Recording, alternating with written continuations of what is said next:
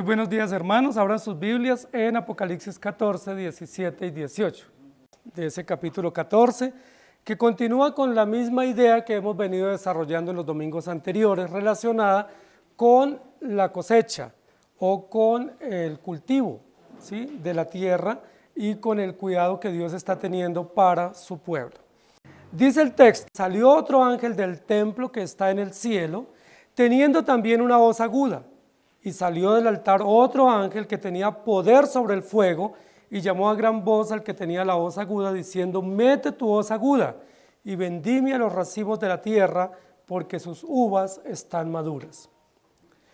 El texto que nos corresponde en esta mañana es un texto con mucha información relacionada con una de las prácticas de cultivo más comunes y más antiguas de la humanidad, y comunes del pueblo de Dios, y que están trasegadas en toda la Escritura.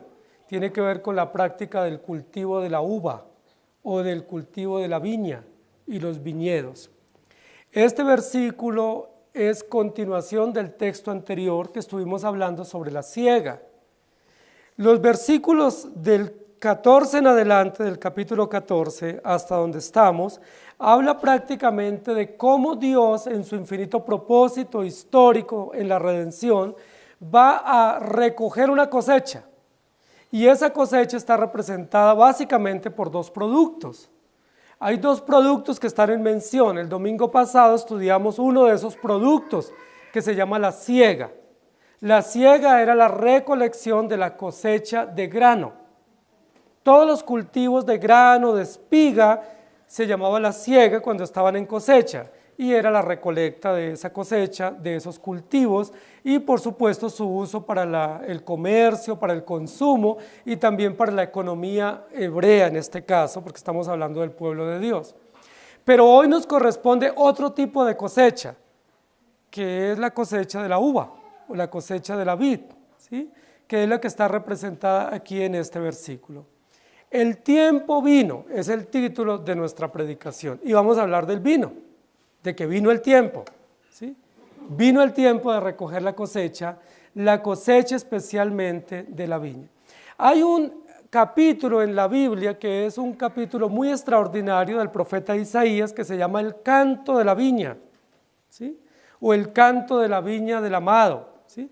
Es una poesía muy extraordinaria, es una poesía muy rica, es una lírica antigua con una prosa y una gran rima extraordinaria, hablando de que Dios alquiló un terreno, sembró un cultivo, puso un administrador o mayordomo de ese cultivo, estaba muy esperanzado de que iba a recoger una buena cosecha, ¿sí?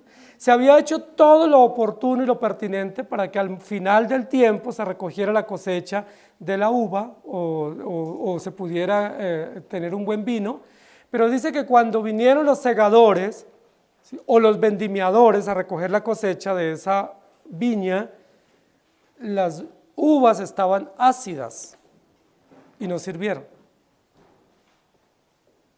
Es una canción muy lacónica, muy triste, muy deprimente para el dueño de la viña, porque dice: yo invertí todo en ese cultivo, hice un gran esfuerzo para que al final del día tuviera una utilidad, o por lo menos tuviera un producto en el cual gozarme y celebrar por la recolección de la cosecha, pero todo fracasó.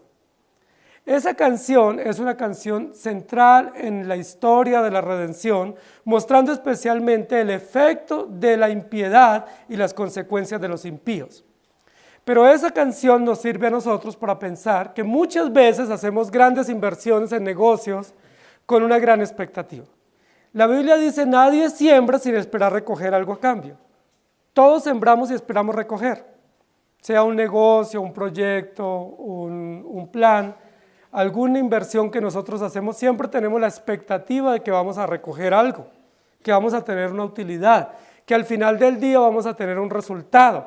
Ese resultado nos puede servir para pagar alguna deuda, nos puede servir para capitalizar o quizás para darnos algún lujo. Pero todos tenemos proyectos en la vida, especialmente cuando hablamos de negocios o de inversiones. Los hebreos sembraban viñas, Es decir, tenían cultivos donde sembraban uvas y esperaban recoger. Y ellos siempre tenían en mente tener utilidad. Era parte de la economía hebrea. La viña era parte del rublo económico, era parte del producto interno de la nación. Es decir, ellos sembraban, recogían y tenían utilidad. De hecho, los hebreos eran considerados como una cultura vinícola. Es decir, expertos en la producción y conservación de vinos y también en la comercialización. Pero en este ejemplo que la Biblia nos plantea de la viña en el libro de Isaías, dice, se hizo toda la inversión, se cuidó de que el cultivo estuviera bien y no le faltara riego, no le faltara protección, no le faltara abono, pero también que no le faltara todas las condiciones para que la cosecha fuera favorable, pero al final las uvas fueron agrias, es decir, no sirvieron. Se fermentaron antes del tiempo y no sirvió para el propósito que era una producción de una cosecha de vino. ¿Qué nos enseña esa lección? Nos enseña varias cosas. Primero, que muchos de los proyectos que nosotros hacemos no nos salen bien.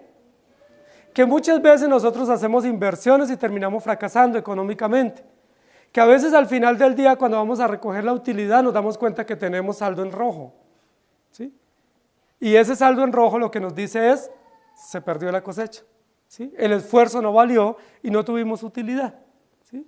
Pero en este caso, siendo una enseñanza de la Escritura, lo que nos dice es que Dios es el dueño de esa viña y que Dios tiene un cultivo o una labranza y que en esa labranza Él sembró una buena semilla.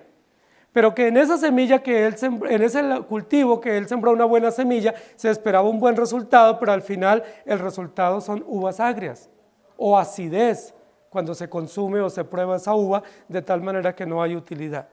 Dios es el Dios de la creación y en varios lugares lo hemos visto en el libro de Apocalipsis. Dios creó el mundo y destinó toda su creación, incluido al hombre, para su propia gloria. El fin principal del hombre es que viva para la gloria de Dios. El fin principal de toda la creación es que le rinda culto. Pero recuerden que en los capítulos anteriores de Apocalipsis, gran parte de la población prefirió no rendir culto a Dios, sino rendir culto a la bestia, a la imagen de la bestia, rendir culto al dragón y empecinarse en su propio raciocinio, viviendo en su desvarío.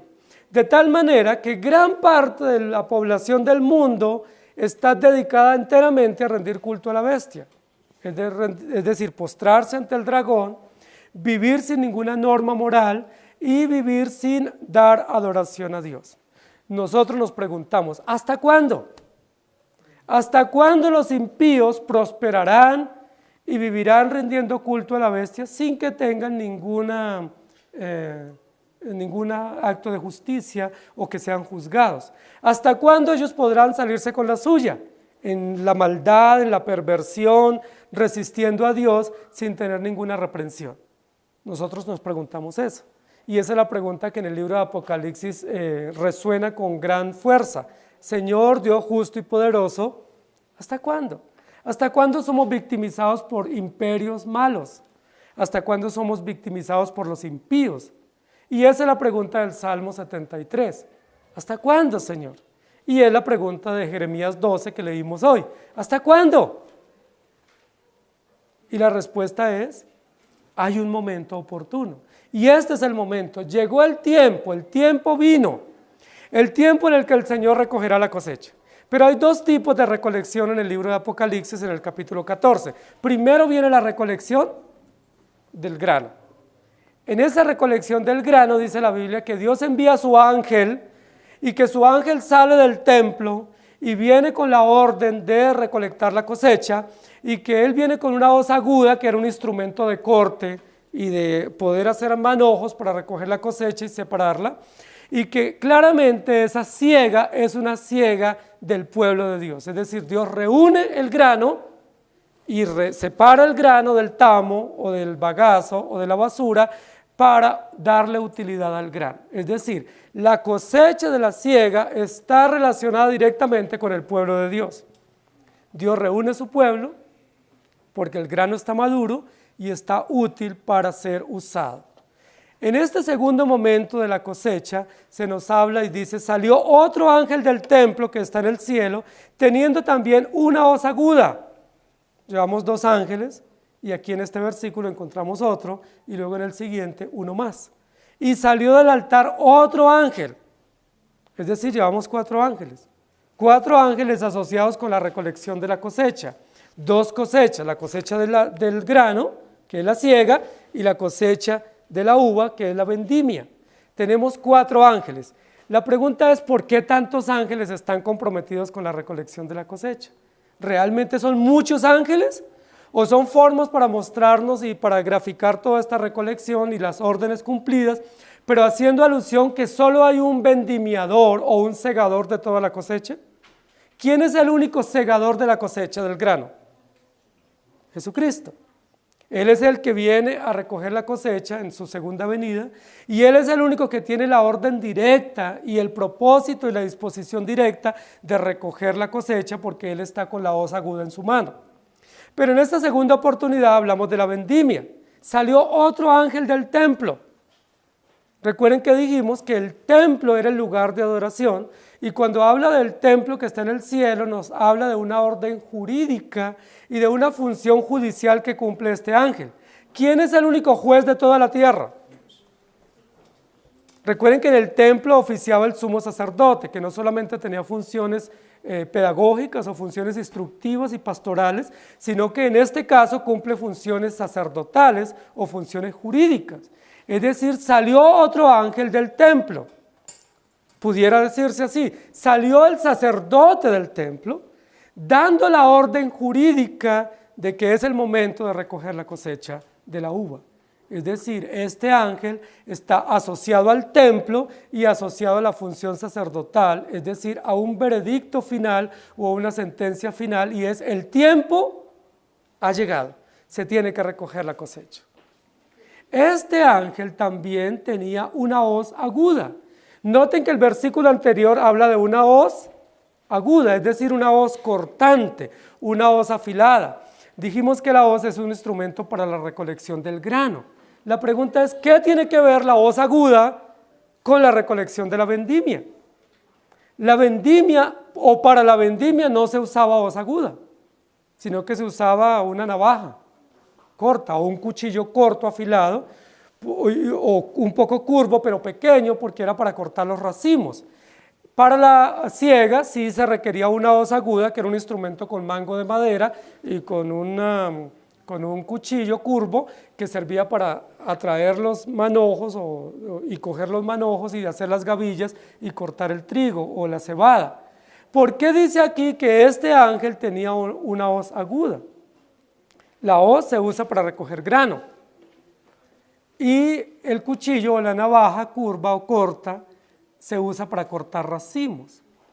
Lo que nos está diciendo aquí es que esta hoz aguda está asociada o que es el mismo instrumento, aunque se usaban distintos instrumentos para las 2 cosechas, Dios tiene un mismo instrumento para recoger toda la cosecha, porque es el mismo Dios con el mismo instrumento de juicio y que con ese instrumento Él va a lograr cortar o meter la hoz aguda y recoger la cosecha. Y salió del altar. ¿De cuál altar? Está hablando de un templo en el cielo. Y de ese templo en el cielo dice, sale otro ángel del altar. Recuerden que en el templo que Dios estableció, en el tabernáculo, habían 3 altares. El altar del holocausto, el altar del incienso y el altar de la alianza o el altar del pacto donde estaba el propiciatorio. ¿De cuál altar salió este ángel? La Biblia no nos dice. Aquí no nos dice, simplemente dice salió del altar otro ángel que tenía poder sobre el fuego. De los 3 altares, ¿dónde había fuego? En el primer altar, que era el altar del holocausto, donde se tenía que recoger la sangre y se quemaban todas las partes que Dios había establecido del animal y se asaba la carne también para consumo. Pero en el segundo altar también había fuego, porque estaba el incienso que se estaba quemando. ¿Recuerdan que se incendiaba, se quemaba, se consumía con brasas del altar del holocausto? Y en el tercer altar no había fuego, pero era allí donde se daba el veredicto final. Todo el proceso metodológico del sacrificio terminaba con una sentencia final en el altar del holocausto, en el altar del incienso, en el altar de la alianza. En el altar de la alianza era donde el sumo sacerdote entraba y daba el veredicto final del día de la expiación. Queridos hermanos, la Biblia no nos dice de qué altar, pero sabemos que es del altar donde oficia el sacerdote. Es del altar donde oficia el sacerdote el sacrificio perpetuo, donde él sale y dice, ese ángel, el que está prefigurado aquí en el versículo 18, tenía o tiene poder sobre el fuego. Recuerden que ya dijimos que algunos dicen que aquí está hablando de Elías, que Elías hizo caer fuego del cielo, ¿sí? U otros hablan de Enoc, ¿sí? Que fue llevado en un carro de fuego, o Elías, ¿sí? Y hablan de muchos. Pero aquí estamos hablando de un ángel que tiene poder sobre el fuego, no que ora para que caiga fuego del cielo. ¿Quién es el único que tiene poder sobre el fuego? Y sobre el agua, y sobre el mar, y sobre las montañas. ¿Quién es el único que tiene autoridad sobre la creación? Dios. El que tiene poder sobre el fuego y sobre todos los elementos de la creación es Dios, representado a través del Hijo del Hombre, que está sentado en la nube, es decir, Jesucristo. Recuerden que en el capítulo 14 dice, miré una nube blanca y uno semejante sentado al Hijo del Hombre. Es el mismo que está con la hoz aguda, es el mismo que está listo aguardando la orden para venir a recoger la cosecha. Versículo primero o versículo anterior, ya se recogió el grano maduro, es decir, los creyentes, y ahora se va a recoger los racimos maduros para el vino. Cuando la Biblia nos habla aquí de dos cosechas y la menciona por separado, nos habla de una misma recolección, pero de dos resultados en la cosecha. Hay un resultado para gloria o para honra y un resultado para deshonra. Hay un resultado para juicio y uno para adoración. En este caso, el grano maduro del trigo, de la cebada, está asociado a la cosecha de los creyentes o los salvos. Y la cosecha de la vendimia o de la vid está asociada a los impíos que van a ser destruidos. Y salió del altar otro ángel que tenía poder sobre el fuego. Tenemos dos ángeles, uno con hoz aguda, similar a la del versículo 14, y otro que tiene poder sobre el fuego. Igual a la escena del versículo anterior, ¿cierto? Donde hay uno sentado y otro sale del templo y da la orden, ¿sí? Pero básicamente podemos decir que es una sola representación. En estos versículos se nos representa a Jesucristo, que es el gran viñador o segador. Él es el que va a recoger la cosecha. Dice, y llamó a gran voz al que tenía la hoz aguda, diciendo, mete tu hoz aguda y vendimia. Mete tu hoz aguda y vendimia. Para los que conocen un poco o han leído sobre el tema de la uva, hay básicamente dos propósitos en la uva. Hay una uva que se cosecha o se cultiva para consumo doméstico o para llevar a la mesa, como la que hoy nuestros niños consumieron, que es una uva dulce de consumo, ¿sí? Pero hay otra uva que se usa para producir vino, es decir, que se fermenta y se procesa para que salga vino, y vino pues fabuloso, o vino de consumo, o vino de comercio. ¿Aquí de cuál tipo de uva está hablando la Biblia? ¿De la uva que se trae a la mesa para consumo como fruta, o de la que se va a fermentar para sacar vino? Aquí, ¿cómo lo sabemos? Dice, le dijo al que tenía la hoz aguda, diciendo, mete tu hoz aguda y vendimia. ¿Cuál es la palabra clave aquí? Vendimia. La vendimia era la cosecha de uva para vino. Vendimia. De la vendimia se llevaba esa uva para el lagar y de allí se exprimía y se sacaba vino. Era la vendimia o la cosecha de uva ácida que estaba preparada con todos los elementos y las condiciones para que de ahí se produjera un buen vino. No estamos hablando de uva de consumo. La uva de consumo nunca se le llamaba vendimia, se le llamaba cosecha. Está la cosecha de la uva y se recogía y se llevaba a la mesa para consumo. Pero no estamos hablando de una fruta para consumo doméstico, estamos hablando de una cosecha para una producción vinícola, es decir, para un proceso o toda una producción que implicaba unas técnicas específicas. Mete tu hoz y vendimia. Entonces no estamos hablando de una uva para consumo, sino de una uva para sacar vino. Eso es importante, porque eso requiere unas condiciones y unas características específicas. Mete tu hoz aguda y vendimia. La pregunta es, ¿por qué vamos a usar una hoz aguda para recoger unos racimos para este proceso y no un cuchillo corto o una navaja? ¿Por qué no se hace distinción entre el elemento para la recogida o la recolección de esta cosecha distinto al que se usó para la siega? Posiblemente para no hacer diferencia entre los ángeles o entre el mensajero, que es uno mismo. Es decir, tanto el que recoge la cosecha de la siega como el que recoge la cosecha de la uva es el mismo. No se distingue el elemento de recolección para que no notemos que son dos procesos distintos, dos realidades distintas y dos personajes distintos, sino el mismo personaje con el mismo elemento participa de las dos cosechas. ¿Me hago entender?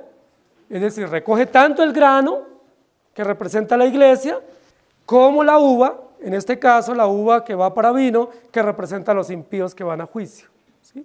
Y también porque esa hoz aguda y la mención o el adjetivo calificativo que se habla en varias oportunidades en este texto, hoz aguda u hoz cortante, nos habla de juicio. Nos habla de un elemento, un instrumento cortopunzante preparado específicamente para una tarea que tiene que ver con juicio. Es decir, es una hoz que está lista, nueva para estrenarse, pero totalmente cortante o afilada. Es decir, hay una noción de juicio, una noción de que hay algo importante aquí de tomar venganza, ¿sí? De cobrar por algunas acciones que se han cometido. ¿Y quién es el único que puede tener en su mano una hoz aguda o un elemento de juicio en su mano o en su poder?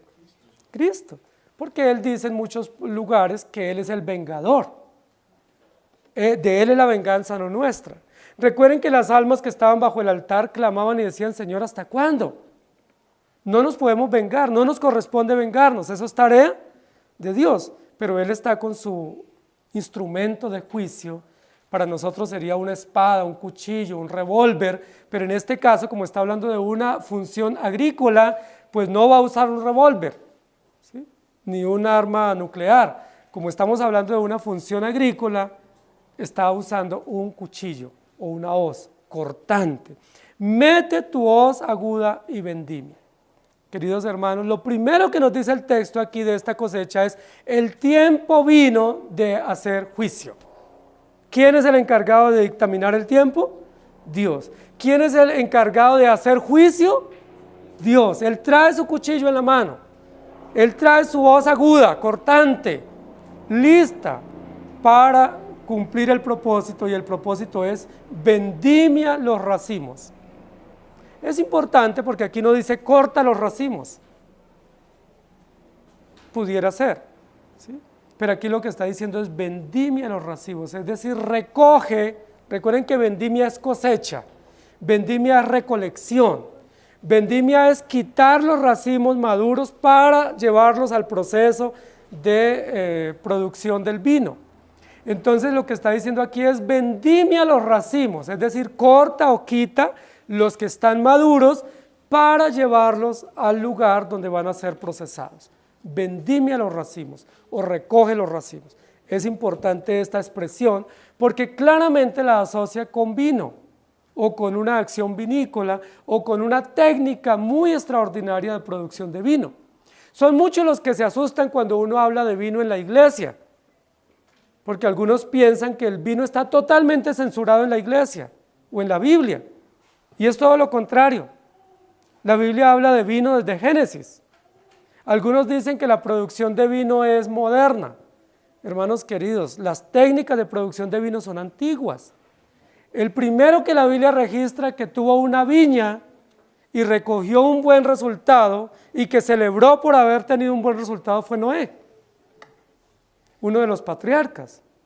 En el tiempo del diluvio, Noé cultivó y produjo no solamente uva de consumo, sino uva selecta para producir vino. Y la Biblia siempre va a hablar de vino, y de vino fermentado, y de vino fino, y de vino exquisito, y de vino madurado. Es decir, la Biblia sí habla de una producción y de unas técnicas específicas que no son tan modernas. Vienen desde los egipcios y desde los mesopotámicos, que cultivaban el vino y que lo usaban para uso doméstico, para uso también medicinal, pero lo usaban también para celebrar. Los hebreos tenían una fiesta que se llamaba la fiesta de la vendimia. Cuando recogían la cosecha de esa uva selecta para el vino, ellos hacían una fiesta. ¿Y ustedes se imaginan qué tomaban ellos en esa fiesta? Pues yo no creo que tomaran cafecito, ¿no? Ellos tenían que tomar del producto de lo que habían cosechado. Ellos cultivaban y celebraban y estaban muy gozosos. Entonces lo primero que nos va a decir el texto aquí es: el tiempo vino del juicio de Dios. ¿Y el juicio sobre quiénes? Sobre los impíos que han molestado, incomodado y hostilizado a la iglesia por todos los siglos. Nos han molestado mucho los impíos. Hemos tenido que soportar mucho. Hemos tenido que ser pacientes y a veces con reclamo le hemos dicho: Señor, ¿hasta cuándo? Y este capítulo nos dice: el tiempo vino. Y el Señor viene y recibe la orden, y la orden es: mete tu hoz.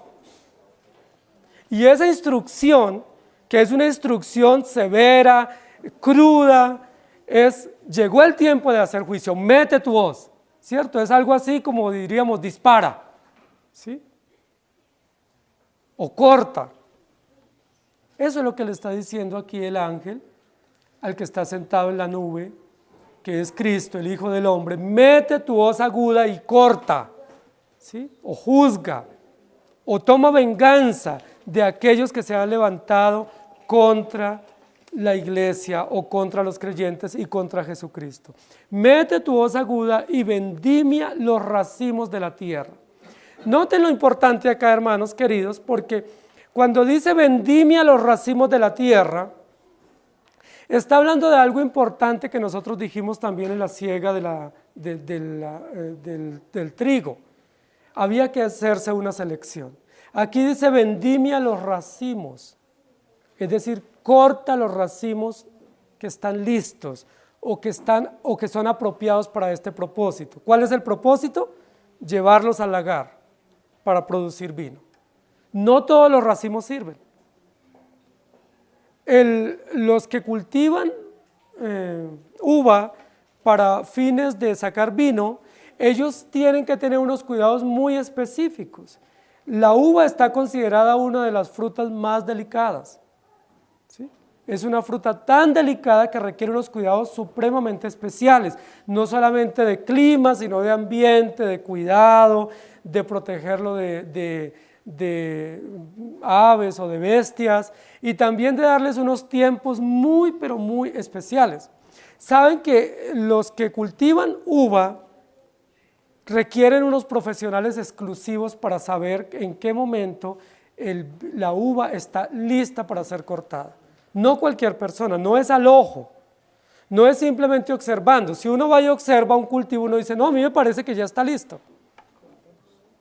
Pero posiblemente no está listo, posiblemente le falta madurar o le falta algunas condiciones específicas a la uva. Los profesionales que saben ese tiempo exacto, que son expertos en determinar el momento específico, se llaman los enólogos. Los enólogos no son los catadores de vino, sino los que saben exactamente el tiempo de maduración de la fruta y los que dan la orden y dicen: ya se puede cortar los racimos y se tienen que llevar con todo el proceso y el cuidado para los laboratorios o los depósitos donde va a ser puesto y procesada la uva. Los enólogos son expertos en tiempos, en condiciones, en color, en maduración, y lo tienen que hacer con procesos técnicos, no solamente con observación. no solamente observan la uva, sino que tienen que tomar gotas y depositar esas gotas en un tubo, y con ese resultado ellos dicen, es el momento preciso. ¿Sí? Es el momento, se tiene que recoger la cosecha, se tienen que cortar los racimos. Aquí lo que nos está diciendo es, vendimia los racimos, no vendimia toda la viña, solamente corta los racimos. ¿Cuáles racimos? Los racimos que están en el tiempo exacto, en el tiempo preciso de maduración. Y esto nos llama mucho la atención. Si la hoz está cortante, o la navaja o el cuchillo está cortante, ¿qué va a pasar en el momento de pasarlo ahí por el lado del corte para quitar el racimo? No se va a lastimar el racimo. Miren que es importante. Un instrumento de corte que no esté afilado puede echar a perder la fruta o la cosecha. ¿Sí? Cuando uno trabaja en el campo o aún en la cocina y no tiene un cuchillo afilado, pues hay que hacer un mayor esfuerzo. Y ese mayor esfuerzo puede echar a perder el producto, en este caso la fruta, que es delicada. Para poder cortar esa fruta que es tan delicada y que hay un riesgo de que se pierda, ¿qué necesitamos? Un instrumento cortante. Es decir, hay un cuidado de que no se dañe. Y uno dice, pero si son los impíos. Si esas uvas representan los impíos y van a ser hollados o pisoteados en el lagar, ¿por qué Dios tiene tanto cuidado para que no se echen a perder? Eso también es justo. Eso también es justo, y habla del cuidado que Dios tiene de su creación y el cuidado que Dios tiene aún de esos instrumentos de perdición para que no se pierdan y no se destruyan, sino que sean juzgados. Hay dos palabras que han usado algunas sectas, inclusive algunos evangélicos las creen, y una de ellas es el aniquilacionismo, que ellos dicen los impíos sí van a ser juzgados, pero supongamos que los impíos son de este tamaño, pero a medida que van siendo juzgados, se van reduciendo y van terminando en nada, se evaporan, se aniquilan, se desaparecen. Es decir, el juicio no es eterno, sino que hay reduccionismo o aniquilacionismo. Nosotros no creemos eso. Pero hay otra postura que dice, los impíos son destruidos. Todos los impíos van a ser destruidos, y el mundo va a ser destruido, y el mal va a ser destruido. La Biblia no dice que el mal va a ser destruido ni los impíos van a ser destruidos, van a ser juzgados, que es distinto. Entonces, si este instrumento no está afilado, ¿qué va a pasar en el momento en que se pase por el lado del racimo y al cortarlo? Se puede echar a perder la fruta, y ese no es el propósito.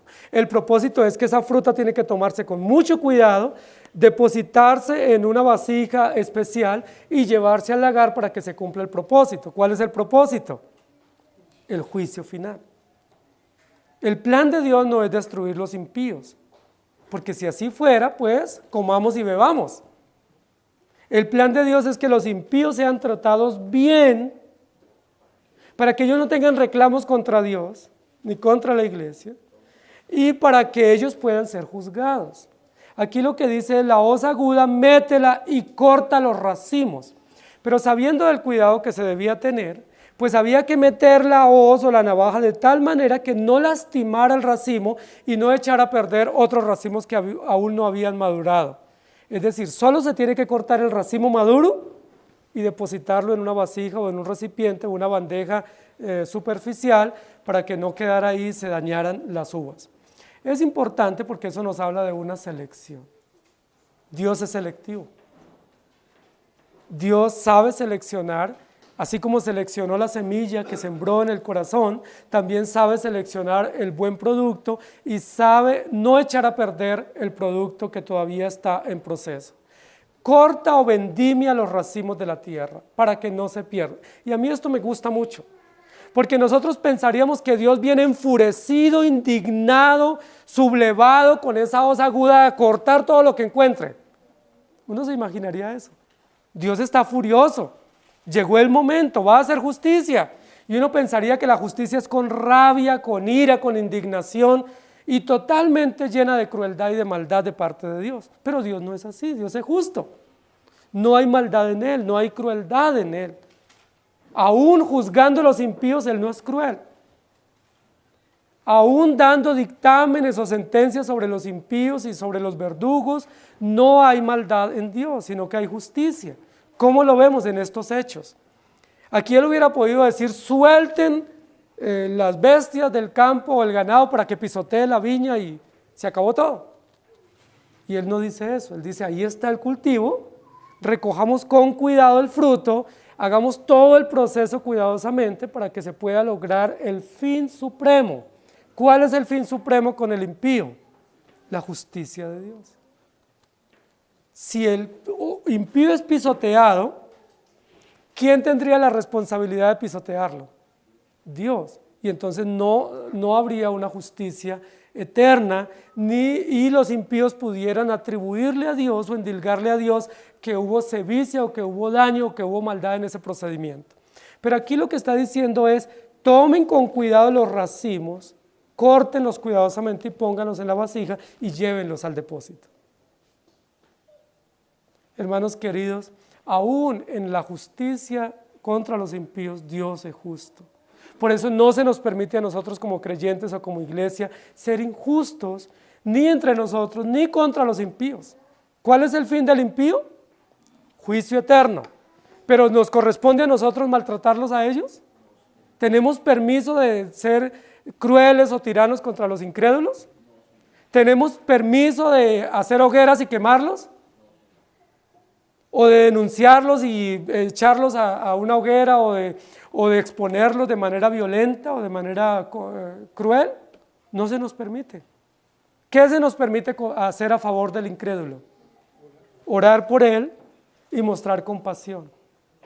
Se nos permite orar por ellos y presentarles el evangelio. No somos mejores que ellos. Y esta es una lección importante, tácita, clara, precisa, para enseñarnos. Como iglesia no se nos permite destruir al impío. Recuerden que hoy en día hay una corriente que está surgiendo entre algunos movimientos reformados que se llama el reconstruccionismo. Y esa tendencia dice hay que reconstruir las penas antiguas, especialmente las penas levíticas, y aplicarlas hoy en día, y la iglesia debe ser abanderada o pionera de esa justicia levítica contra los impíos. ¿Se nos permite eso? No se nos permite.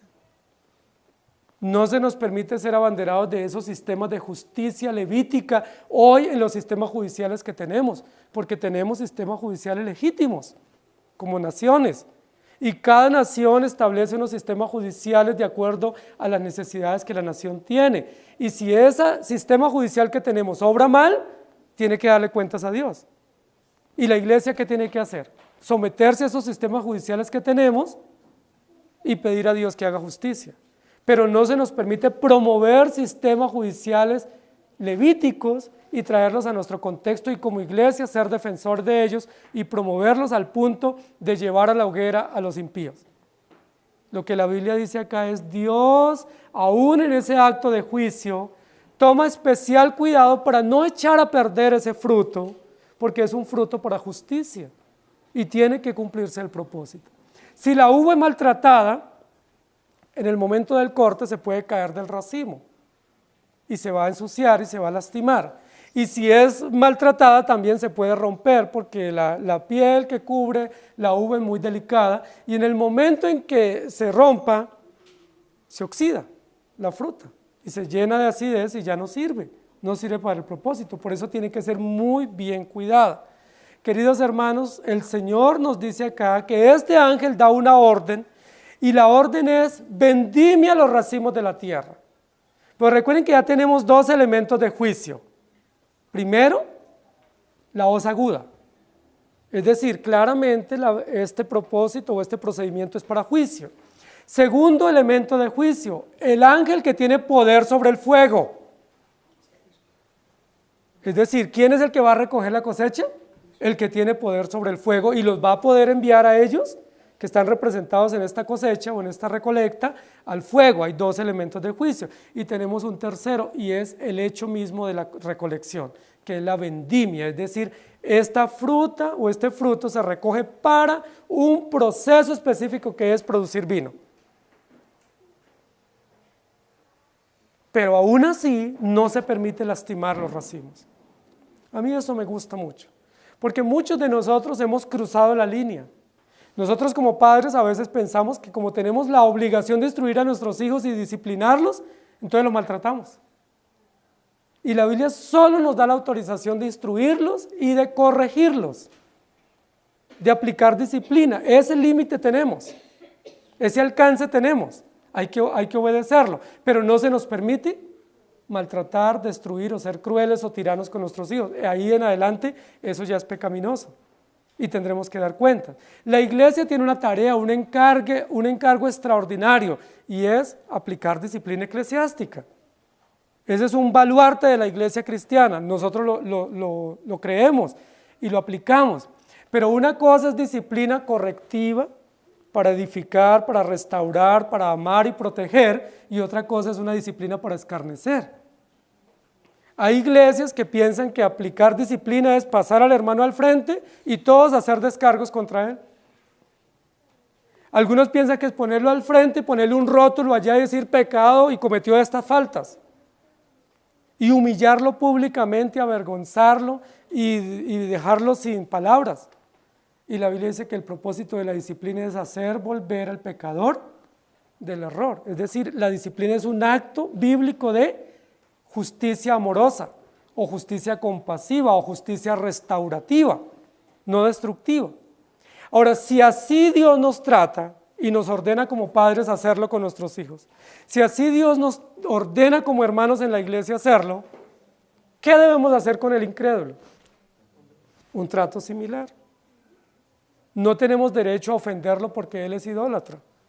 No tenemos derecho a lastimarlo porque él tiene una creencia distinta a la nuestra o una opción distinta de vida. No se nos permite, no tenemos ese derecho.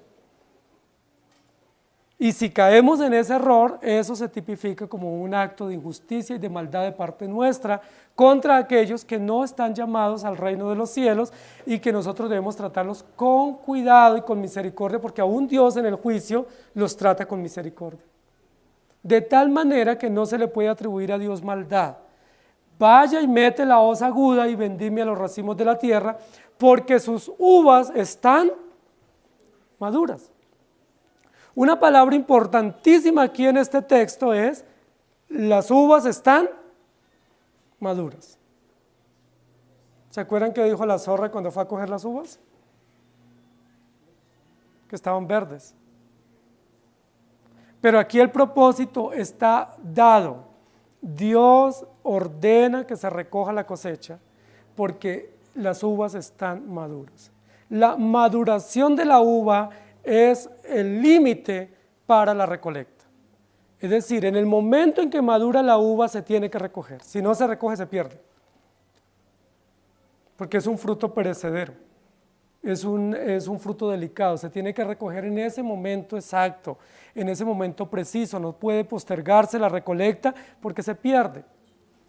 Hermanos queridos, el enólogo aquí, o el experto en uvas, sabe el momento exacto de la recolecta de esos racimos que tienen un fin jurídico, que es la sentencia. ¿Quién es ese enólogo por excelencia? Jesucristo. Él es el que puso la semilla, Él es el que preparó la labranza, Él es el que ha estado supervisando el cultivo todo el tiempo, le ha dado todas las condiciones y tiene preparado ese cultivo para un fin, y es llevar las frutas al lagar. Y lo va a decir el versículo siguiente. Por eso Él da la orden y dice: las uvas están maduras. Es importante porque todas las órdenes aquí son categóricas, ¿sí? Llegó la hora, mete la hoz, recoge los racimos, las uvas están maduras. No hay ningún lenguaje ambiguo en el texto, ¿sí? Como posiblemente, quizás, de pronto, ¿no? O vaya y mire, ¿sí? De una pasadita posiblemente ya sea el tiempo. No es una orden jurídica, se da una sentencia sacerdotal, sale la orden del altar, del templo, es oficial, del trono de Dios, y la orden es: las uvas están maduras. ¿Quién sabe exactamente el grado y el tiempo de maduración de la uva? ¿Quién es el único que sabe cuál es el momento preciso para recogerla? El experto, el enólogo, el científico de la uva, sí, el experto, el que sabe exactamente las condiciones que tiene el cultivo y las condiciones climáticas, ambientales, las lluvias, los vientos necesarios y el tiempo de la recolecta. Él sabe exactamente y Él da la orden. Si a nosotros se nos pidiera revisar el cultivo y saber y dar un dictamen, ¿nosotros qué haríamos?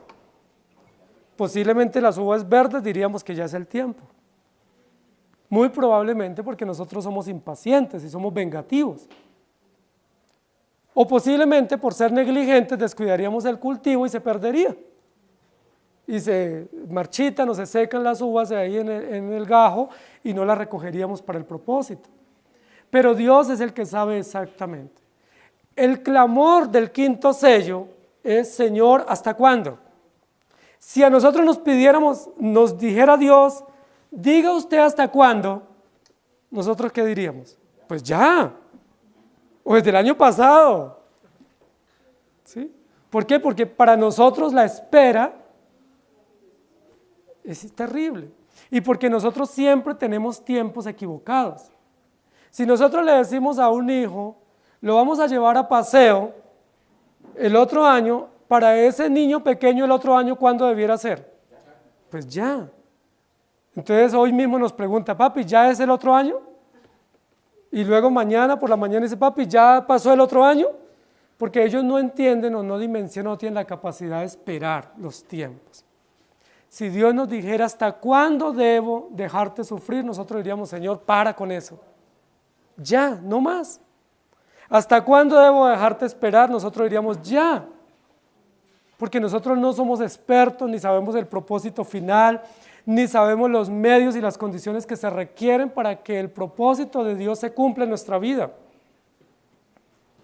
Nosotros quisiéramos no afrontar vientos, vendavales, tornados, inundaciones, quisiéramos pasarla suave, pero Dios sabe que ese cultivo que Él está esperando la cosecha necesita vientos, necesita vendavales, necesita calores, necesita humedad, y esas condiciones Él las provee para que al final del día la cosecha sea rentable o el resultado sea rentable.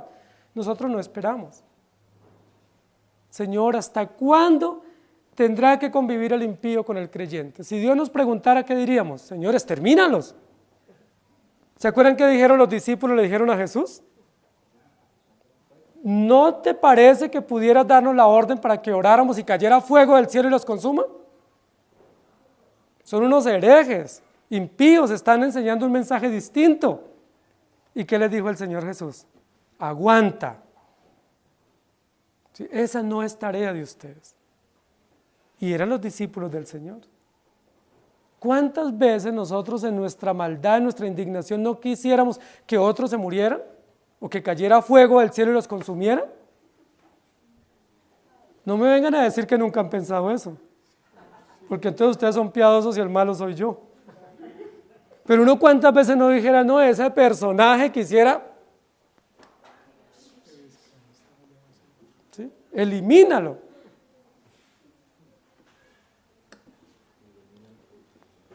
Pero la Biblia nos dice que no tenemos ese derecho y que cuando pensamos eso, obramos con venganza, porque hemos pensado eso.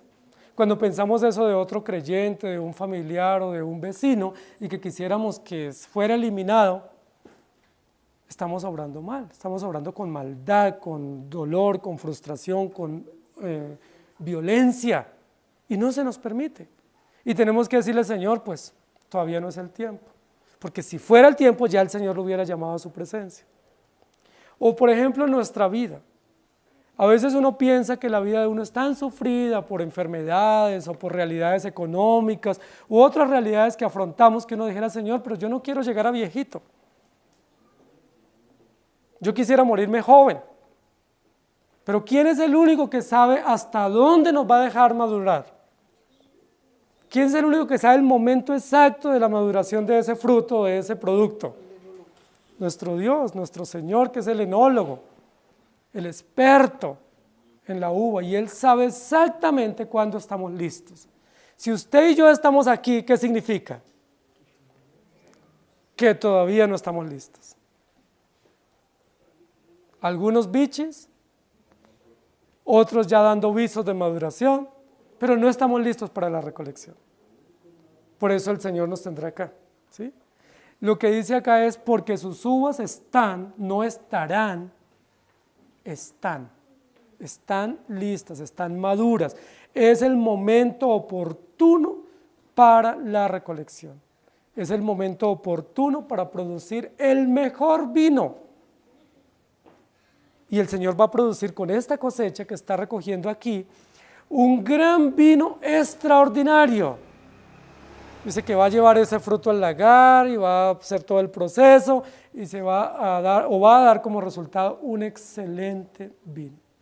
Y la zona donde estaba esta región, en la cual estaba Juan, o en la cual estaba el pueblo de Israel, o el pueblo judío, es una tierra muy generosa por su ubicación y por su condición climatológica para la producción de buen vino. Por eso decir que lo que tomaban los judíos era juguito de uva, hágame el favor. Lo que la Biblia dice que ellos eran buenos catadores de vino y buenos consumidores, ¿sí? Y lo que la Biblia prohíbe no es que tomemos vino. Lo que la Biblia prohíbe es que nos embriaguemos y perdamos la sobriedad. Eso es lo que la Biblia condena, ¿sí? Y algunos se escandalizan porque nosotros celebramos con vino. Bueno, vamos a seguir celebrando con vino, porque es lo que la Biblia ordena. Y podemos tener celebraciones con vino. Lo que la Biblia nos dice, no pierdan el uso de razón, no pierdan la sobriedad. Y cuando el vino se pasa uno en su consumo en el límite, inmediatamente se pierde la sobriedad y caemos en un estado de borrachera que es condenado. Noé cayó en ese estado de borrachera y hubo consecuencias para él y para el pueblo. No fue mal que él produjera vino, no fue mal que él celebrara esta cosecha, lo malo fue el que él se embriagó. Queridos hermanos, el tiempo vino. ¿Hasta cuándo? El tiempo vino, pero no es en nuestro tiempo. Esos impíos, esos gente que causa tanto daño, va a llegarles el tiempo. No han madurado, están esperando. Dios está listo, con la hoz en la mano, y va a dar la orden en cualquier momento de cortar esos racimos. ¿Por qué los va a cortar? Porque están maduros, listos para el proceso final del juicio que Dios tiene establecido para con ellos. Eso es esperanzador para nosotros. Es terrible saber que Dios es justo y que va a hacer eso, pero es esperanzador para los creyentes, porque el mismo que va a juzgar a los incrédulos es el que nos va a juzgar a nosotros. ¿Pero qué hizo primero con el grano? Lo recogió primero, y eso dice la Biblia. Dejen crecer juntamente el trigo con la cizaña, porque en el momento de la recolección del trigo saldrá a la luz la cizaña. Y el trigo se pondrá en unos atados, en unos manojos, se llevará al granero, ¿y qué se hará con la cizaña? Se echará al fuego. Aquí está el ángel que tiene poder sobre el fuego, elemento de juicio. Pero también está con una hoz aguda, o con una navaja o cuchillo agudo, elemento de venganza o de juicio. Y está recogiendo una uva no para consumo, no para las 12 uvas. Está recogiendo una uva para fermentarla y para sacarle todo el provecho en la producción de vino, es decir, con un uso jurídico o un uso judicial. Los creyentes no vamos a ser llevados al lagar, gloria a Dios, porque los creyentes no somos producto de la justicia condenatoria. ¿Quiénes son los que son llevados al lagar? Los impíos, pero son tratados con cuidado y son esperados hasta el momento oportuno. ¿Hasta cuándo? Hasta que el Señor venga. ¿Con qué viene? Con una hoz aguda. Y va a vengar a todos los impíos. Ahora, ¿nosotros lo vamos a poder presenciar? ¿Dice la Biblia sí o no? Sí, lo vamos a presenciar. Vamos a poder presenciar esa justicia. ¿Por qué es importante que nosotros, la iglesia, los creyentes de todos los tiempos, presenciemos la justicia de Dios contra los incrédulos? ¿Por qué eso es importante? Porque podremos corroborar o atestiguar que Dios es justo. La Biblia dice que nosotros nos sentaremos a juzgar al mundo, que presenciaremos el juicio, que veremos cómo Dios da el veredicto para ellos. Por eso dice que los muertos en Cristo resucitarán primero, no después. Y los creyentes serán recogidos o reunidos primero y después los incrédulos. Es decir, podemos presenciar. Pero cuando sea el veredicto final, ¿a quiénes se les dirá primero el destino eterno? A los de la izquierda. Tomará primero a los de la izquierda y les dirá al fuego eterno, apartados de mí, y luego a los de la derecha les dirá, venid benditos de mi Padre al gozo eterno. ¿Por qué eso es importante? Porque podremos presenciar, seremos testigos oculares, testigos reales de que la justicia de Dios se cumple, no se pasa por alto, y que es una justicia justa, perfecta, pero oportuna. El furor de Dios se derramará sobre la tierra. Jeremías 49:9 dice, si vendimiadores hubieran venido contra ti, ¿no habrían dejado rebuscos? Si ladrones de noche no habrían tomado lo que les bastase. Y luego en el Salmo 73 que estábamos mencionando dice, porque tuve envidia de los arrogantes, viendo la prosperidad de los impíos, porque no tienen congojas por su muerte, pues su vigor está entero. No pasan trabajos como los otros mortales, ni son azotados como los demás hombres. Por tanto la soberbia los corona. Se cubren de vestido de violencia, los ojos se les saltan de gordura, logran con creces los antojos del corazón. Se mofan y hablan con maldad de hacer violencia, hablan con altanería, ponen su boca contra el cielo y su lengua pasea la tierra y dicen, ¿cómo sabe Dios? ¿Y hay conocimiento en el Altísimo? He aquí estos impíos, sin ser turbados del mundo, alcanzaron riquezas. Cuando miramos a los impíos, generalmente pensamos lo mismo. A nosotros nos carcome la envidia viendo que ellos progresan. Claro que nos da envidia, y eso es pecado. Y claro que nos comparamos, y eso es pecaminoso, porque no hay comunión la luz con las tinieblas. No tiene sentido compararnos con el impío, que es una vasija de juicio, con nosotros que hemos sido elegidos por gracia para ser instrumentos de misericordia. No hay punto de comparación. Y el salmista lo dice, cuando uno los ve, progresan. Pero ¿cómo se ve ese progreso? ¿En qué términos se ve el progreso, la prosperidad de ellos? En economía solamente, en placeres, en antojos, en libertinaje. Ahí es donde vemos el progreso. Porque si nos comparamos realmente, ¿quiénes progresan más? ¿Los justos o los injustos? Los justos progresan. Claro, espiritualmente los que estamos en progreso somos nosotros. Porque tenemos esperanza, tenemos paz, tenemos unidad, tenemos promesas seguras, tenemos amor, somos protegidos, defendidos, no hay condenación para nosotros. Si nosotros nos comparamos con objetividad a la luz del Evangelio, los únicos que hemos progresado este año somos los creyentes. Los otros no están progresando, están acumulando para su propia sentencia. Pero como nosotros no sabemos, no hacemos ese análisis justo, sino que nosotros analizamos es por cuánta plata tienen y por cuántos edificios tienen y si van de vacaciones a Hawái o no, pues por supuesto que ellos están mejor y nosotros no estamos tan bien. Pero aquí es, lo que nos dice es, pero el tiempo les viene y el tiempo vino, Jesucristo viene a juzgarlos. Que el Señor tenga misericordia de ellos y de nosotros. Y que nosotros podamos hacer lo que la Biblia nos ordena por el incrédulo, nos ordena predicarles el Evangelio, nos ordena ser compasivos y misericordiosos, y nos ordena ganarlos sin palabras, no ser altivos ni crueles. No nos ordena la Biblia eso, pedir venganza contra ellos, nos ordena orar por ellos, por nuestros gobiernos, por nuestras autoridades, por los militares, por todos los que están en autoridad. Dios nos ordena orar. No tenemos derecho a coger una navaja y vengarnos.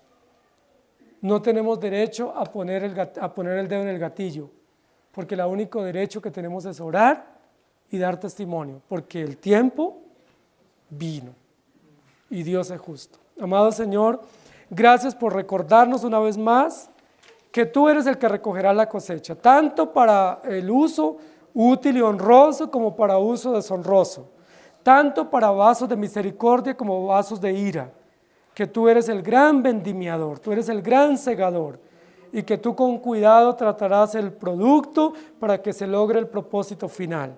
El propósito final es tu gloria eterna en la siega y tu justicia eterna en la vendimia. Señor, gracias por recordarnos que aún los impíos, que están sumidos en tanta maldad e idolatría, son tratados bien por ti. Ellos no pudieran acusarte a ti de que tú los tratas mal, y no deben tampoco acusar a la iglesia de que los trata mal, porque como iglesia no tenemos el permiso de tratarlos mal. Debemos tratarlos con misericordia, debemos tratarlos con compasión, debemos orar por ellos, debemos predicarles el evangelio a nuestros vecinos, compañeros de trabajo, familiares, aún a aquellos que nos causan tanto mal. Tu palabra nos dice que aún por nuestros enemigos debemos orar por ellos y pedir que tú hagas justicia en el tiempo oportuno. Si no has hecho justicia todavía es porque no han madurado. Faltan más acciones para que maduren.